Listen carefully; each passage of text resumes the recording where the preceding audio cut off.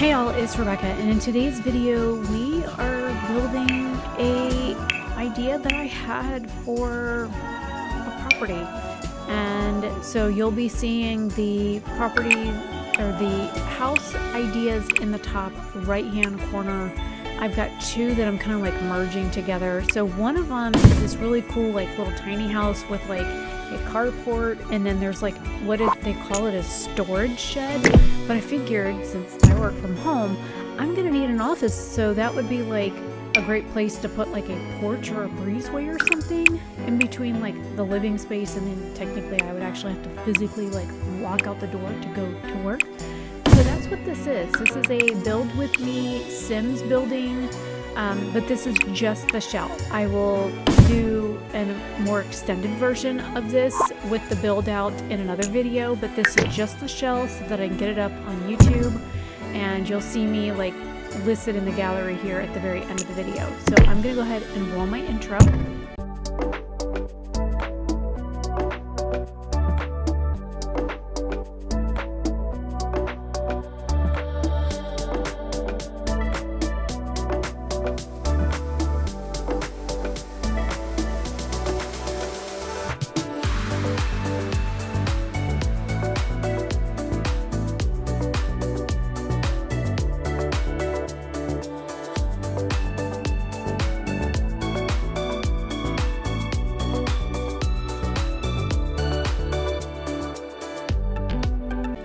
So the whole idea is to take the one with the wraparound porch and use that as like my base model. And that one actually has a 2-bed, 2-bath build on it with like a living room and a front entry and like a kitchen with like a eating area inside the kitchen, which I think is actually a really good idea. That way each bedroom has their own bathroom.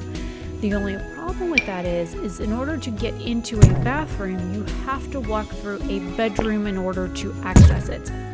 So, I mean, for some people that could be a downside, but when you have two individuals living in a home on a rural piece of property, then that would be kind of ideal. So this is, again, this is a build that I'm doing for myself, not necessarily for a sim to live in, but again, you know, you can use this for your sim if you want. So just to give you a little bit of 411. So I lost my main job in August, and Jason lost his job in October, and we have to sell our home because we can no longer pay our mortgage because it went from an affordable amount, which is what we were paying, and then because of property taxes raising to over $6,000 a year, even with a homestead exemption, it didn't matter, that it jacked our home mortgage price up. Even though we have a fixed rate mortgage, the escrow on the house with the cost of the homeowner's taxes, it has increased our mortgage rate so high we can no longer afford the home that we're in based on our property taxes. And they said it is just going to get worse. And I don't know if the lady at the tax assessor's office like screwed up or what, but we can't afford our home anymore, especially with one of us completely out of work and me only making a potential of up to $13.80 an hour. I am paid, I am a contract employee. I am paid per phone call, per chat minute, and or available time until January, when they start paying us for only available on the phone time.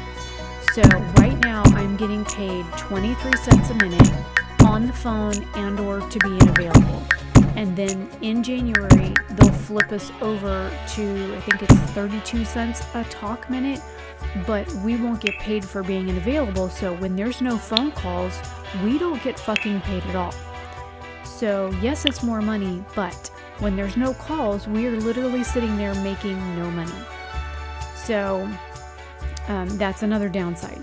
So what I'm looking to do right now is to buy land and to either build something on the property or to have the Amish build something, or Mennonites, for those that know what those communities are. It's usually German settlers that have come to the United States that keep the old Quaker kind of religious ideologies, and they use those to live by.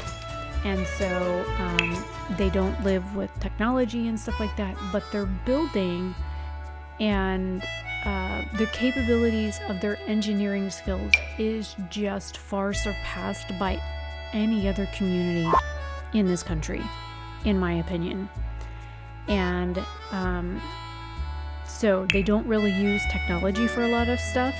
So it's a lot of hand building and wood and stuff like that. They do all their own like blueprints and plans and whatnot. And so I'm looking at doing either like a tiny home or an RV or a bumper pull like camper, something that's temporary to like live in so that I can still continue to work, and then have somewhere to live, all while, looking at options of what to build. I have already talked to a financial planner on financing for raw land, but when it comes to raw land, there's a lot of things that people don't know when it comes to buying raw land.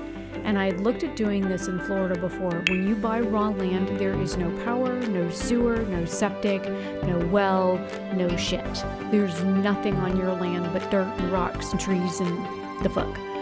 Sometimes there are no mineral rights on the land. Sometimes there's no water rights on the land. So you really need to know what you're looking at when you're buying a piece of property and knowing what you're owning.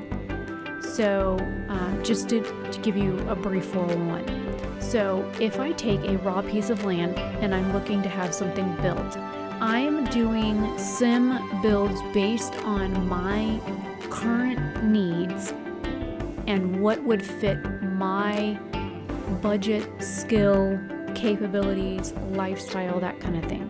That's what I'm looking for. So with Jason and I sleeping in separate rooms, again, Jason doesn't know if he's going to stay with me. That's something else that he's brought up, is that we may live separately after this. So it may just be me doing this all by myself. So ideally, a home that has 2 bedrooms and 1 bath, or 2 bedrooms and 2 baths, if I do need to sell it in the future, would ideally sell for more money than something that is a 1 bedroom, 1 bath. Also, when you have 2 bedrooms in a home, if you have family over, you have company, you have somebody that needs somewhere to stay or whatever, it's easy to have more than 1 bedroom. Also, with me working from home, I find that having a separate room in my dwelling for my place to do work, separate from my sleeping quarters, is helpful for me as a neurodivergent individual, which is why I built that second little thing, taking that one building in consideration where they use that as storage. So that middle room, I figured I could set it up like a lounge or like a hobby room or something like that. And then each room on either side is going to be set up as an office. So if Jason stays with me, he could set up his own office in the one area, and I'm going to set up my office on the other area where like I can do filming for YouTube stuff and crafting, and my own office set up in there, and it's mine. Just like each of us will have our own bedrooms and our own bathrooms, and then we'll have a shared living space and a shared kitchen space and whatnot. And then you've got your front foyer, and then that breezeway in between the 2 buildings would be set up like a porch. I would ideally, because in the South you have all kinds of critters and bugs and stuff, I would probably screen that in and then put doors where the stairs and things are, unless it's like flat. But more than likely I would like to actually have that raised up so that it is raised up off the ground. And then I would like to have some sort of like build under, where like all the plumbing and septic and all that kind of stuff is under the house if I am building something on a piece of property. That way that is all under the house. So all your piping and stuff is under the house and protected, so that just for safety reasons. And you figure my grandfather was a builder, so I'm familiar with some of those things, and I paid attention when I was a kid. I also paid attention when my dad was building things and how he built things and how things were done and why he did certain things the way that he did and how he like built stuff out. And I always am one of those annoying kind of people that I like to ask a lot of questions. I also know that adding in windows adds a lot of light, and when you have a smaller dwelling, depending on like measurement size, which taking into consideration like the rooms and stuff that we have in our current home, my office is 10 feet 9 inches by 11 feet 11 inches. So if I made rooms for those rooms that are off to the side, if I made those rooms in reality 12 feet by 12 feet square, that would be like perfect. Also, the bedroom in this house that I currently live in is 15 feet 1 inches by 12 feet 9 inches. It is way too big. I think a living room that size would be, okay, but having a bedroom that large is just too much room. So I think ideally if both of the bedrooms and the offices were 12 feet by 12 feet, even, having 4 rooms, all of those sizes, that's actually, for me, a comfortable size. Our bathroom in the hallway is 3.5 feet wide by 5 feet long, only to the tub though, from like the door to the tub. Or if you measure from like the door frame to the back wall of the tub, it's 3.5 feet wide by 8 feet long. So ideally the size of that bathroom is a really good space. I think if we made it 4 feet wide by 8 feet, to accommodate for just a little bit more width, so that maybe we could put a little bit more storage in there, or like a cabinet or something against the opposite wall, like where the door would open, some sort of like built-in cabinet or something that's like 6 or 7 inches deep, for like linens to be stored in the bathroom. I think that would be ideal. I think that actually would be a really nice size. Now, the bathrooms in this sim build are a little bit larger, and then when I get into doing the actual adding like the tub and the toilet, because I'm going to do a tub shower combo and a toilet and a sink in those bathrooms. So as I build those rooms out, I will shrink those rooms down, which would make that little foyer area larger as I build those rooms out. So as of right now for the shell build, they're probably a little too large, and then I will shrink them down as needed once I get the rest of things done. Also, trying to use the picture here to see like where the door placements are. That's what I was using there. And then I ended up doing archways in between like the living room, the foyer, or foyer, however you want to pronounce it. And then like the kitchen with like the dining table inside the kitchen, which most people would consider that an eat-in kitchen. Those I'll also have to take into consideration and I want to put a washer and dryer inside the kitchen somewhere. I want to try and make that space work as well, because we do have a washer dryer that will be moving with us. So I want to see if there's a way, because the one photo of the house with the covered porch, there's a washer dryer off the porch, on where the covered veranda is on the one photo. But then in the other photo, they have like the kitchen, living room, dining kind of like all combined, and then they've got like a laundry, huge closet, and a huge bathroom. In the other photo, the one where the storage and carport are kind of like separated, and then I was like, well, wait a minute, so they have like laundry separate in both of the photos. So I'm gonna have to figure out how to incorporate laundry into this build as well, because we do have a washer and dryer, and I thought about putting it in like the room where the office setup is, but that wouldn't make sense because you don't want laundry running while you're working, because you figure if I work customer service and I'm on the phone with a customer, that's not going to work very well, because of the fact that that noise may just be heard by a customer. Also, I come back and fix the roof here in just a minute because I don't know why I was like, oh, well, I need overhangs for the porch steps. No, you don't, because it looks really stupid when you do this. Cause I come back and fix that in a minute. So please don't yell at me about the roof because it does look really stupid with the overhangs like that. And I did a solar roof on this because living on raw land and stuff, I know for a fact I cannot live without power and internet. I know for a short time you can go and like bring water and you know, that kind of thing onto a property, but even that can be a lot of work to like bring water onto a property.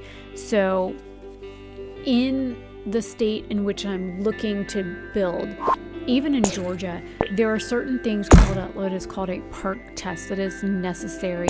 And what a perk test really is it is a drainage test that has to be done on a piece of property that tests the viability of the drainage system for the land to see how well it drains, does it hold water, that kind of thing, because of the fact that it in certain areas, especially in Georgia here, where it's super clay like and it doesn't drain very well, it holds water, it takes hours and hours, sometimes days to sink in.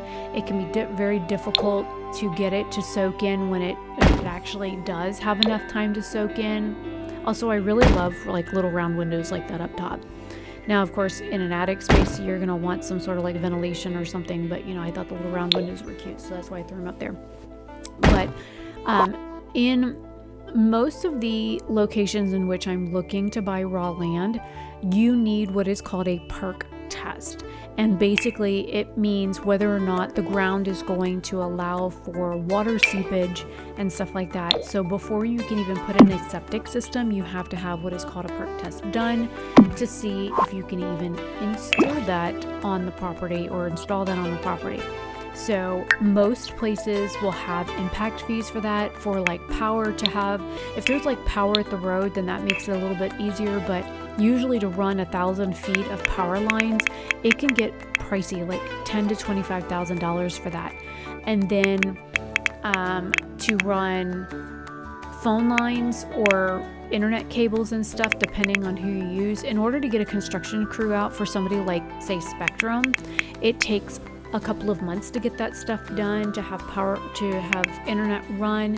And because of how I work and what type of job I do, I am required to have hardwired internet, so that could be a while. Also, this is what I've called the place Haven Homestead shell, and it did not like what I put in the description box. It did not like the word YouTube being in there. I had to take that out.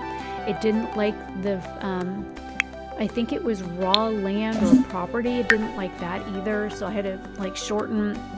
I had to take the word video out. I had to take YouTube out of the description. It was really like stupid how it Sims didn't want me to put that on there. So when I get this uploaded, I'll put the link to my video on the description so that people can go see it. But so this is the Haven Homestead shell, and then I'll put the full build when it's a full build. It'll just be the Haven Homestead, just so you guys and then when I build like another one with a different rendition, I'll name it also Haven Homestead, but I'll put a different number after it so that you guys can see like different builds and whatnot, because what I'm looking to do is do homesteading. You know, I know how to do husbandry. I know how to do some things like off-grid. I know how to do a lot of stuff from scratch, and I kind of want to get back to like living off, you know, of course I'm on the internet and I play my video games and stuff like that, but I love to garden and live off nature and stuff like that, and I kind of want to get a lot back to that because that's when I'm the most happiest, but also I'm kind of terrified to do it all by myself. Especially if Jason is no longer going to live with me, because he doesn't know how to do any of the stuff that I know how to do, like woodworking and building and carpentry and stained glass and any of the other stuff that I know how to do. He doesn't know how to do any of that stuff. And I don't touch electrical. Like Dad's the electrical engineer. I am not. And I don't touch electrical stuff because I'm tired of getting bit. So there's the one build, and then the other photo will be up. There it is. There's the other build that I was using as inspiration for this build. Leave your thoughts and comments down below. Are you excited for this? Because, like, I'm fucking terrified because I'm about to lose everything, and I'm just trying to keep my spirits up the only way that I know how. And brainstorming is how I do it. So leave your thoughts and comments down below. Also, would your sim live in this? I mean, do you like this as a sim build? Now that you know the thought process behind it. Anyways, I will see you guys later, and stay tuned for the full build out. I will probably get that filmed over the next few days, and I will see you guys in another video very soon. Have a fabulous day or night wherever you are. Bye.